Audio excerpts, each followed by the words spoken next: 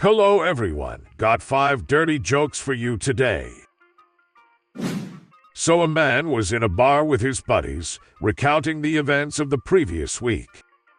It was payday the previous Friday, so he had decided to stay out with his friends for a spot of drinking.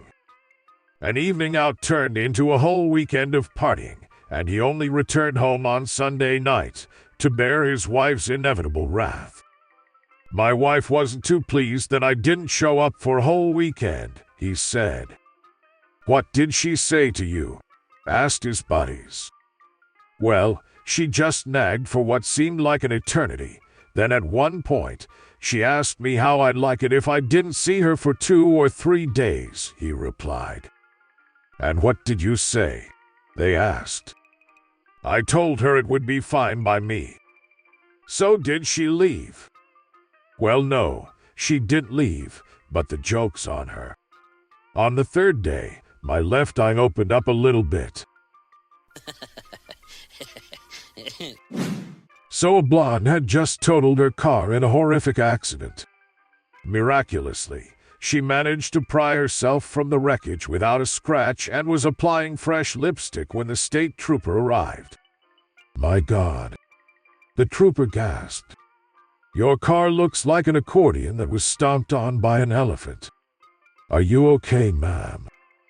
Yes, officer, I'm just fine. The blonde chirped. Well, how in the world did this happen? The officer asked as he surveyed the wrecked car. Officer, it was the strangest thing. The blonde began. I was driving along this road when from out of nowhere this tree pops up in front of me. So I swerved to the right, and there was another tree. I swerved to the left, and there was another tree. I swerved to the right, and there was another tree. I swerved to the left, and there was... ma'am. The officer said, cutting her off, there isn't a tree on this road for 30 miles. That was your air freshener swinging back and forth. So a man walks into a bar. He orders a martini, takes out the olive, puts it on the table and drinks it. Then he orders another one, again taking out the olive and drinking the martini. And again, and again, and again.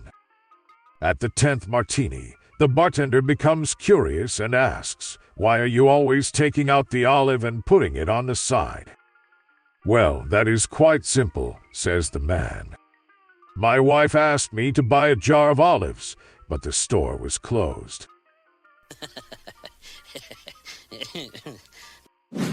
So a woman starts dating a doctor. Before too long, she becomes pregnant and they don't know what to do. About 9 months later, just about the time she is going to give birth, a priest goes into the hospital for a prostate gland infection. The doctor says to the woman, I know what we'll do. After I've operated on the priest, I'll give the baby to him and tell him it was a miracle. Do you think it will work? She asks the doctor. It's worth a try, he says. So the doctor delivers the baby and then operates on the priest. After the operation, he goes into the priest and says, Father, you're not going to believe this. What? Says the priest. What happened? You gave birth to a child. But that's impossible. I just did the operation, insists the doctor. It's a miracle. Here's your baby. About 15 years go by, and the priest realizes that he must tell his son the truth. One day he sits the boy down and says, Son, I have something to tell you. I'm not your father. The son says, What do you mean? You're not my father. The priest replies, I'm your mother. The archbishop is your father.